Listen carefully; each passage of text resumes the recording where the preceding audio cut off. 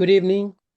Welcome to the Henry George School for the third session of our Masters of Money series. Tonight's session will be dedicated to the work of Satoshi Nakamoto. And our instructor is Dr. Walter Perry.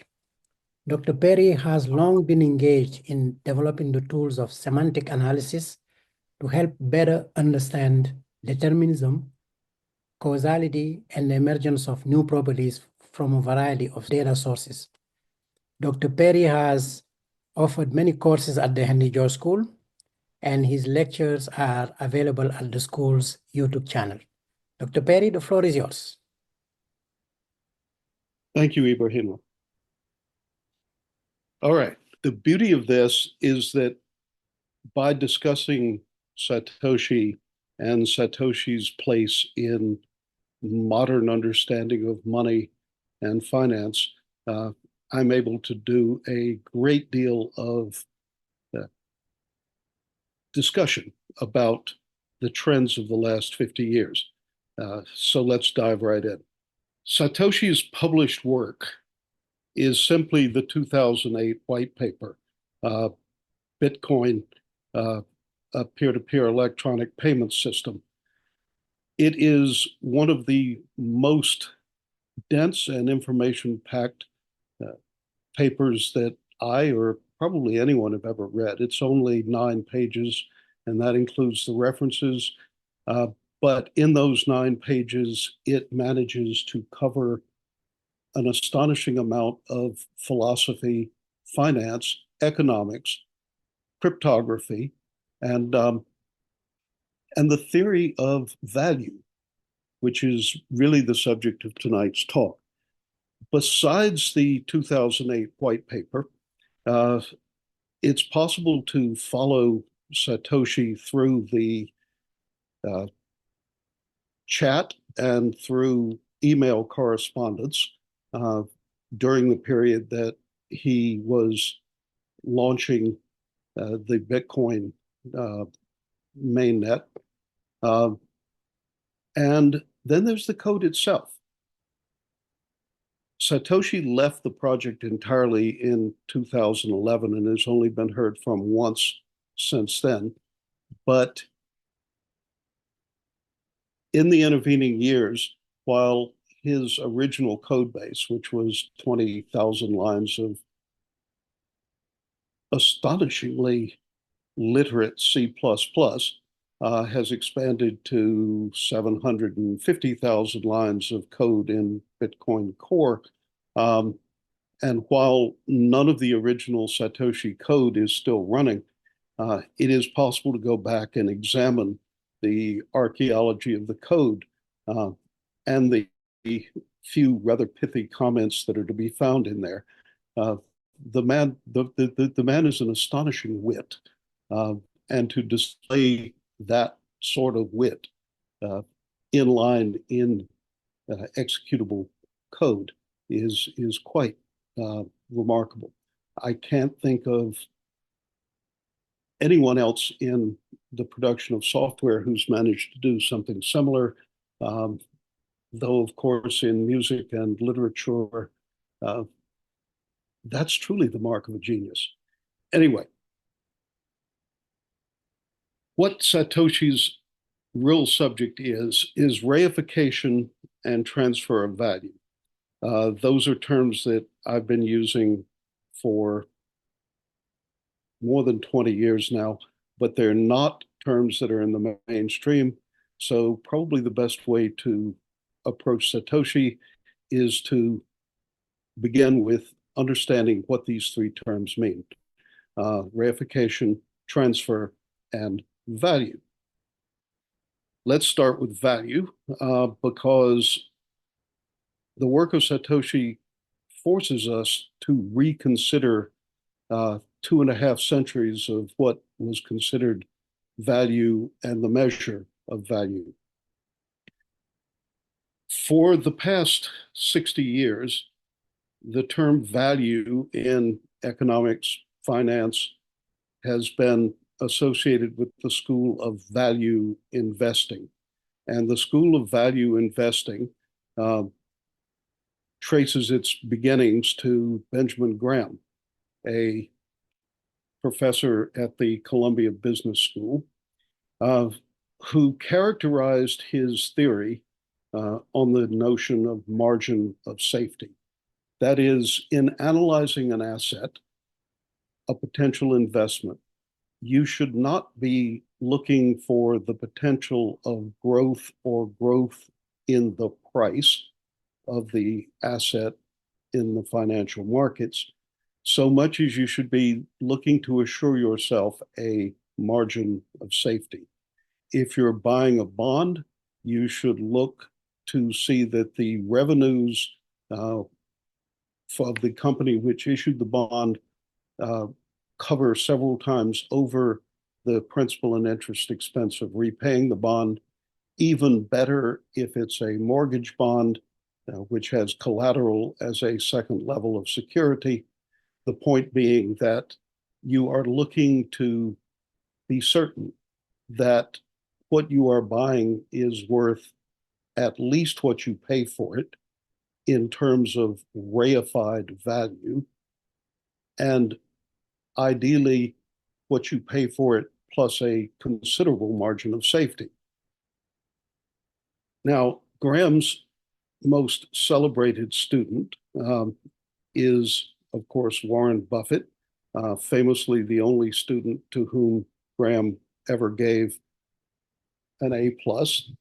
And Warren Buffett has famously characterized value investing as you want to buy $1 worth of assets for 50 cents. And there are a number of ways you can do that. The most obvious way is to pay less than the liquidation value of the company whose securities you're buying, and pay less even than the discounted present value of those assets.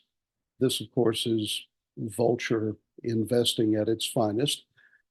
Buffett, in his earlier days, characterized that as finding a cigar butt in the street with one puff left in it. And you enjoy the puff, you don't expect to have any further use for the cigar, but you've bought something for less than its intrinsic value. The other way to buy $1 of assets for 50 cents is to buy the certainty, or as near as you can come to the certainty, of a continuing stream of revenue from your investment. That is, if you can show that the coverage of the revenues, if you're talking about a bond, or the coverage of the earnings of the company are so secure that you can confidently pay less than the discounted value of what you will certainly get in a future stream of revenue, then you are effectively buying $1 of assets for 50 cents. In his early days, Buffett tended to prefer buying lousy companies where the discount was more significant. That is, companies which were literally the cigar butt with one good puff left in it that he found lying in the street. But over time, and particularly under the influence of Charlie Munger, he began to concentrate more and more on the quality of the company as illustrated by the quality of earnings. Charlie Munger started out in his relationship with Buffett as Buffett's lawyer. Charlie founded the firm of Munger, Tullis, and Olson, generally ranked right at the top of the white shoe law firms. But by the mid-60s, he was working in partnership with Buffett, and for the years in which Berkshire Hathaway, Buffett's investment vehicle, was the home and the citadel of value investing. Charlie was the number two man. Charlie died earlier this year, a month short of his 100th birthday. And I think Buffett's tribute to him after his death was exactly right, that Charlie was the architect of not just Berkshire Hathaway, but of value investing as opposed to growth investing as a school of investing philosophy. Buffett said in his letter memorializing Charlie Munger that we remember the guy who designed the building, the architect. We don't remember the guy who poured the concrete. And in our business, Charlie was the architect. And I think that's a proper way to understand it. Under the influence of Charlie Munger, Warren Buffett and Warren Buffett's investing philosophy, his value investing philosophy, came to concentrate on research to determine the quality of earnings and therefore the sustainability of earnings, which allowed him to buy into companies where he could exercise, as he said, his favorite holding period, which was forever.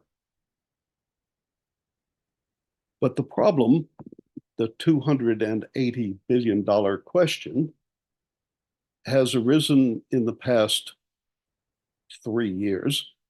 At the moment, Berkshire Hathaway holds $280 billion in cash on its balance sheet because it can't find any $1 assets to buy for 50 cents. And that represents a sea change, an epochal change in the markets. It is a change that will, in my opinion, and I believe I'm going to demonstrate in Satoshi's opinion, make the sort of value investing which Warren Buffett and Charlie Munger practiced for the past 50 years essentially obsolete. There are three reasons that we might ascribe to that.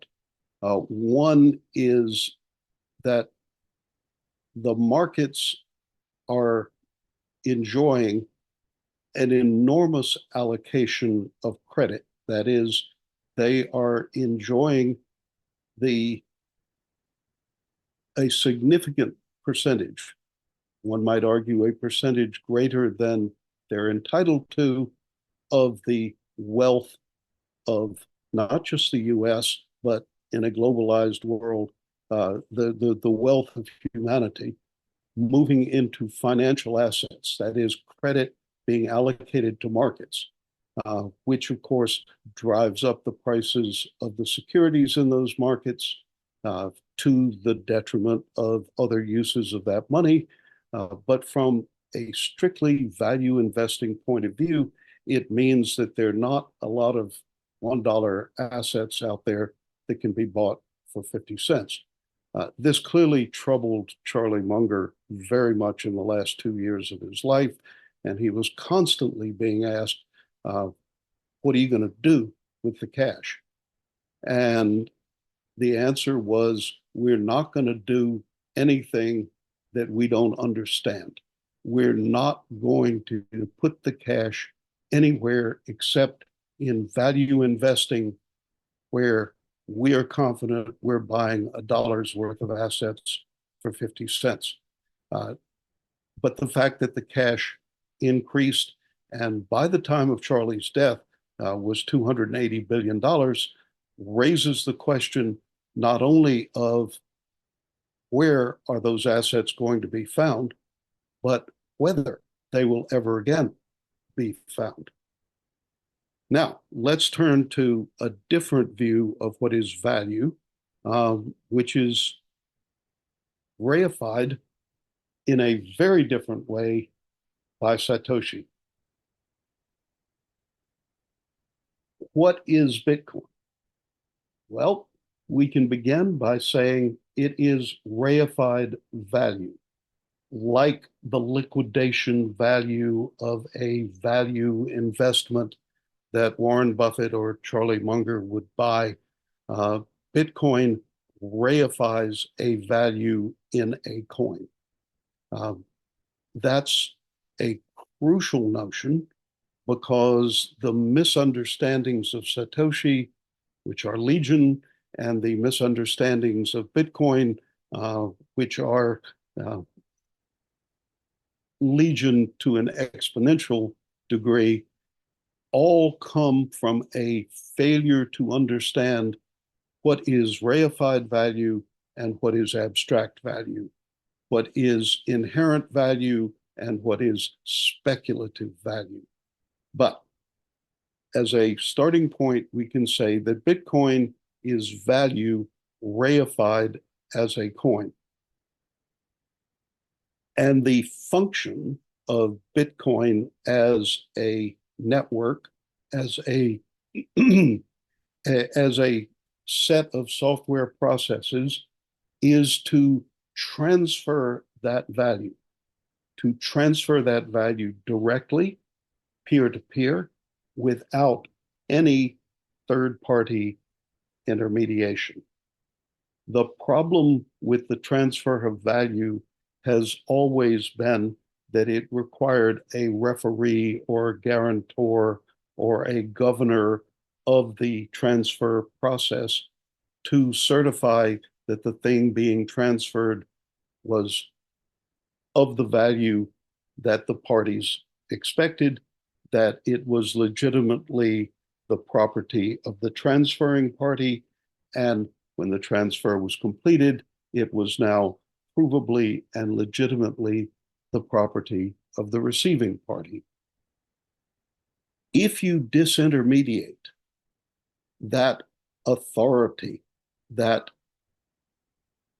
whether it's a security and that's the issuer of the security, or it's a currency and that's the issuer of the currency, if you disintermediate that authority, the most disintermediated transfer of value you can achieve involves three entities. There's the transferring party, there's the receiving party, and there's the asset itself. It is not possible to disintermediate any of those three entities from the transfer, but the purpose of Bitcoin as a network and as operating software is to provide the mechanism for the peer-to-peer transfer of value, which does in fact disintermediate any parties other than those three. The way that Bitcoin reifies its value is by reifying the provenance of that value. Again, we're delving deep into not just philosophical terms, but philosophical understandings here, which people are not used to thinking of in the financial markets. But it is crucial to think of it this way. The value of Bitcoin depends on the chain of provenance, which each Bitcoin or fraction of a Bitcoin, each reified unit of value being transferred, exhibits to both its transferor, its receiver, and most especially to anyone who cares to audit the transaction, which is visible to everyone. And the reified value is the chain of provenance that shows that the value has been trusted and accepted in passing from transferor to receiver over dozens or hundreds or thousands of transactions. The value of the Bitcoin is the cumulative credence of those who have accepted it and have relied on its mechanism of transfer in order to first receive value and then to receive value in exchange for the value represented in a particular Bitcoin. On the second page of the Bitcoin white paper, Satoshi begins his explanation by saying we define an electronic coin as a chain of digital signatures. That is the specific mechanism for the reification of the provenance of this. Now, those of you who've been good enough and patient enough to listen to my previous Henry George School lectures, and particularly the ones last year on John Law and Richard Cantillon, will know that I began with the proposition that identity is a verb, not a noun. And from that proposition onward, I am at odds with almost everyone else in finance, economics, law, computer science, what you will. But what we are saying is that the identity of this electronic coin is the series of transactions, the provenance, the actions of a verb and a series of verbs which give it its value. It is not a Bitcoin ontologically, it is a Bitcoin etiologically. It is not a Bitcoin because it corresponds to the schema that defines a Bitcoin as a noun. It is a Bitcoin because it exhibits the etiology which defines a Bitcoin as a verb. That is the chain of transactions, which is the unique history of that particular unit of reified value. All right, it is a bearer instrument. And given that it is the first bearer instrument to be devised in more than 250 years, it's worth examining what this means. And one of the analogies that easily comes to hand is the notion of a land deed. Now, there's been deed recording in the common law world since the Norman Conquest. The most important piece of governance and structure of governance imposed by William the Conqueror after the conquest was the compilation of the Doomsday Book, which took 20 years from 1066 to 1086. But it set down in a single authoritative record all of the recognized land holdings in the land he had conquered in England as he found it at the time of the conquest. However, even after the Doomsday Book and the practice of recording land deeds and the transfer of land deeds through the 19th century,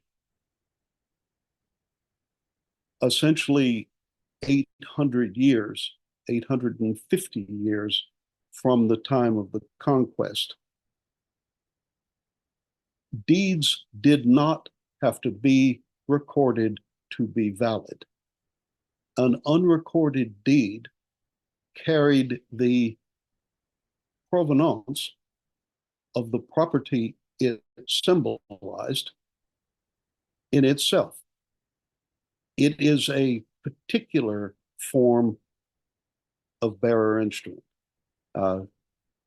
Deeds would routinely go generations without being recorded in England and in parts of America.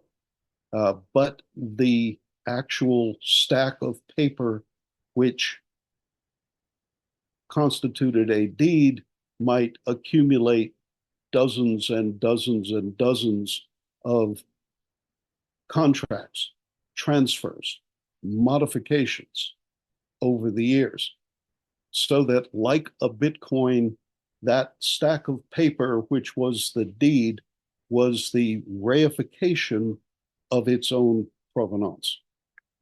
Now, another analogy that I like even better, but which most people find a bridge too far, even though I'm very comfortable with using this as a basis for designing and implementing software, is to say that as a bearer instrument, Bitcoin is even more analogous to DNA. A SNP, a sequence of DNA, which encodes a particular single nucleotide, is not a noun. It's a verb. It doesn't encode a structure. It encodes a formula for the production of that thing. It reifies a verb. Its identity can only be understood as a verb, and that's true of Bitcoin. Even if you don't want to think about it in the world of genomics, we will think about it in the world of what is value, how is value transferred, how is value assured, validated, if you will, not just by the parties to the transaction, but by any external witness to that transaction. By reifying identity as a process, as a verb, every Bitcoin carries with it not only the value which that chain of transactions has reified in that Bitcoin, but it carries with it intrinsically all that is necessary to transfer that value to another party. Okay, now let's talk about the blockchain delusion. It has become fashionable in the last 10 years to say that Bitcoin might be an interesting experiment, but that the real technology here, the real value here is the blockchain. That is utter nonsense. In the 2008 white paper, the canonical source for what is Bitcoin and how does it operate, Satoshi never mentions blockchain. A blockchain, as we've come to know it, is simply a convenient data structure. It's a single linked list. That is, it is a string of components which are linked in a single direction. While the link itself can be used bidirectionally, the progress of the chain goes in one direction only. This misunderstanding goes back to the first attempt to redo Bitcoin from scratch and to improve on it. That was Ethereum, as created by Vitalik Buterin. And I'm just going to have to be ageist here. In his 17-year-old wisdom, Vitalik did not understand reification. He did not understand the necessity for value to be quite literally realized within the thing itself. His approach was everyone understands book entry ownership. Everyone understands account balance transfer in the world of bookkeeping and accounting. We don't need this reification of value. We will simply maintain an authoritative ledger. The problem, of course, is that the ledger is an abstraction.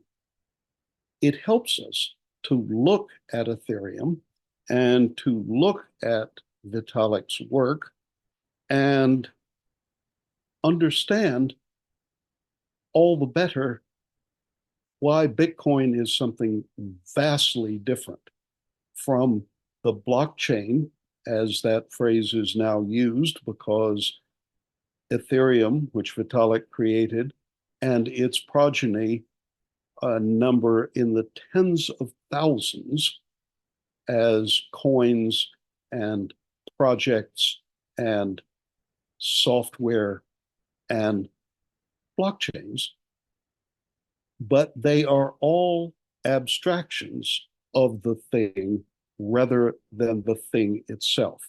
They model transfer, whereas Bitcoin implements transfer, and there's no bridging the two. Actually, Vitalik himself came to understand this about 3 years into the Ethereum project when he gave us the non-fungible token, which was an attempt to create a unit of reified value, but if it is reified, it has to be reified all the way down. The chain of provenance, which defines a Bitcoin, you can't build reified value on top of an abstract ledger. The notion that this is a distributed ledger and the delusion which follows from the blockchain delusion in most of these discussions that would impugn the validity of the Bitcoin mechanism, talk about distributed ledger technology. First of all, a ledger is by its nature an abstraction. Bitcoin is by its nature a reification of value. And abstraction cannot implement reification. And of course, the notion that the Ethereum ledger or any of the abstract ledgers that descend from the concepts behind Ethereum is distributed is nonsense. The fact that there exists X thousands copies of the same ledger may in fact mean that you can't kill it, that you can't shut down every single one of those copies, that because they are widely distributed, there will continue to be some copy somewhere which maintains the canonical ledger. That is still not distributed. A distributed ledger is one which is unique to the environment in which it is found. The relationship of genome to epigenome, to go back to the DNA example, but we won't dwell on that at great length. In any case, when you hear someone talk about blockchain technology, and particularly if you hear someone praising blockchain technology or distributed ledger technology, it is a certainty that person knows nothing of the work of Satoshi Nakamoto. Bitcoin is based on what is known as the UTXO. That is the unspent transaction output. That is the actual reification of value. And the beauty of the UTXO is that it reifies the transaction as the output of that transaction. If we go right back to Satoshi's original definition, the coin is the collection of digital signatures. The coin is the reification of its provenance. The UTXO is the current final, thus far, state of a particular reified value.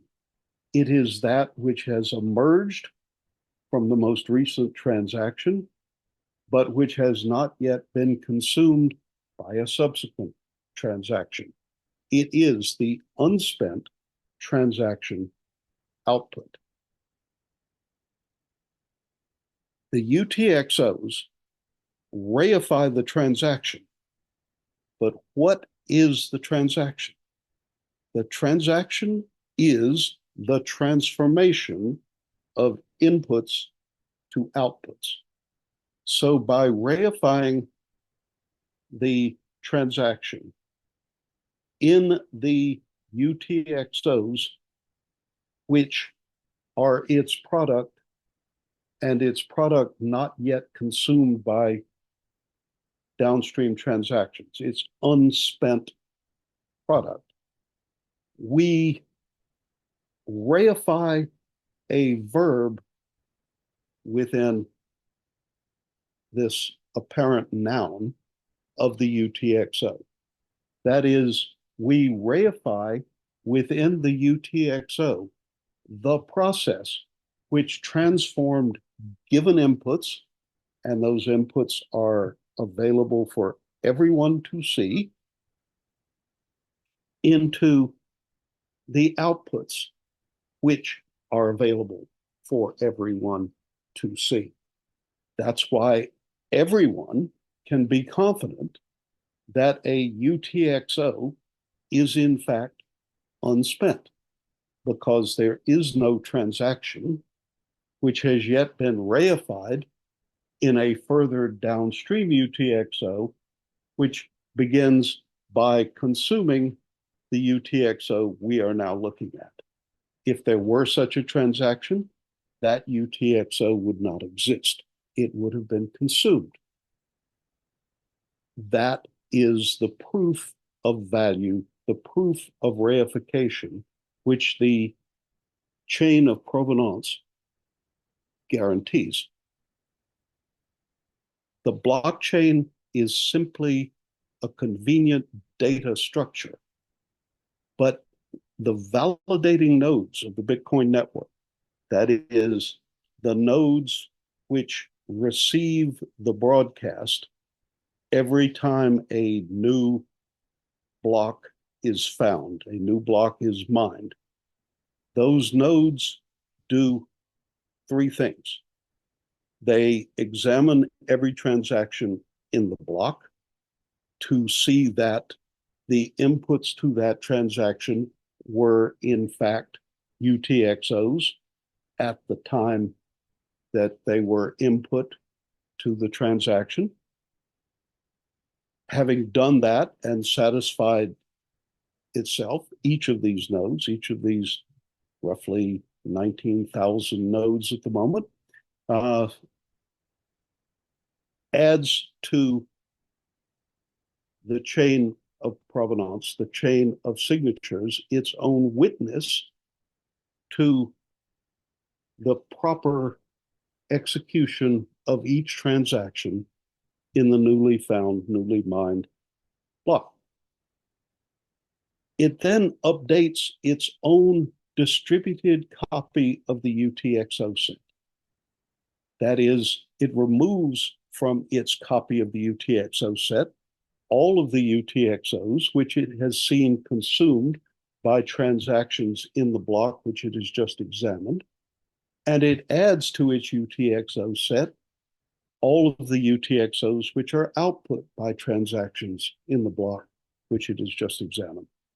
And then as a final thing, it consents, it validates the appending of the block it has validated, it has examined, onto the chain of Bitcoin blocks, onto the data structure that, though Satoshi did not call it that, we now refer to as a blockchain.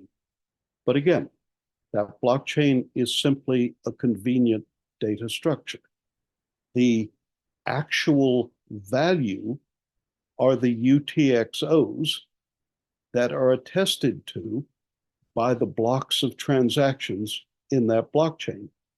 The fact that those transactions happen to be presented, structured in a data structure that is called a blockchain is essentially accidental. The important fact is the existence and the proof of validity of the UTXOs, not the fact of the chain, which is simply a structure in which to present the block of transactions. And any of a number of other reasonable data structures can be substituted for it, as indeed in my own work, I substitute a directed acyclic graph rather than a blockchain or linked list as the basis for the data structure. The important thing is the UTXOs. That's where the reified value of Bitcoin is. Okay, now the contentious question that people raise, what backs Bitcoin? The answer is the same thing that backs an unrecorded deed. It is the consent and the acceptance by users, by parties or potential parties to a transaction. Recording the deed is not, in the end, in most jurisdictions, even in common law, this is getting cloudy because of the creeping influence of Napoleonic and Roman legal thinking. But the recording is not the authoritative provenance. The deed and the instruments which modify that deed constitute as a change the authoritative provenance. Where do those instruments derive their authority? They derive it from the consent and acceptance by users, and that consent and that acceptance is itself conclusively demonstrated by the fact of these instruments being affixed in a chain of provenance to make up the deed as modified. We can ask, what backs any rule or principle? And the answer is always either consent or violence. If a rule derives its authority from being accepted by the consent of those who will live under that rule or by that principle, that is the world we see with Bitcoin. That is the world we see with the acceptance of the unrecorded deed. That is indeed the world we see within genomics, where the fact that a receptor cell will agree to the acceptance, the validation, if you will, of a particular protein is consent.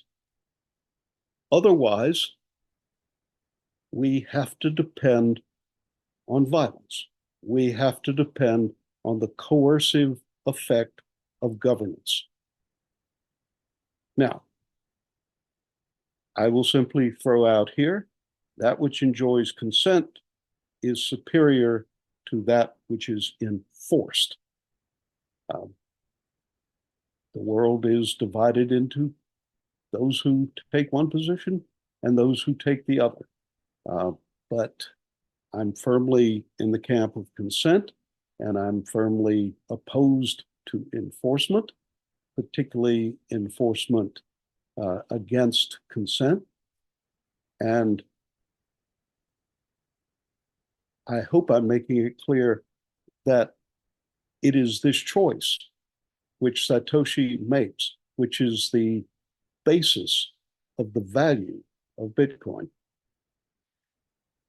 To use a different meme, if you will, that I occasionally use in these talks, what we're talking about is regulation versus governance. And this is a distinction which has been lost, but in the 18th century, this was a well-known trope which was common and could be relied on to be known by any reasonably educated person. In the Second Amendment to the US Constitution, when we see the phrase, a well-regulated militia, that trope, that metaphor is drawn from clockmaking. In the 18th century, clocks had finally been made accurate enough to allow the measurement of longitude, which requires an accurate measure of time. And the creation of sufficiently accurate clocks allowed the blue water navigation, which allowed the explosion of commerce that characterizes the 18th century. The metaphor was drawn from clockmaking. In a clock, there is a piece called the regulator. It is a half moon shaped piece of usually metal, which, if it is cut accurately, moves exactly far enough from side to side in the escapement mechanism that each tick and tock is exactly 1 second. If you have a well-regulated clock, the internal regulator is sufficiently accurate that it can be relied on to keep constant and reliable time. If your regulator is in any way off, missized, mismatched with the escapement mechanism, then there is another piece of equipment which can be added to a clock, which is called a governor, which instead of internal regulation imposes external governance. You may have seen these on clocks, often as a little screw marked plus and minus, which allows you to slow down or speed up the clock. The internal tick-tock is dictated by internal regulation, by the regulator. The regulator may or may not achieve the accuracy that you're looking for. If, as a user of that clock, you feel that there needs to be outside governance of the internal regulation, you do it with the governor. And that distinction is woven into essentially all of Enlightenment political thought, and most particularly in constitutional, political, and legal thought at the beginning of the United States. So it's worth bearing in mind the utter distinction between regulation and governance, internal accuracy as opposed to external control.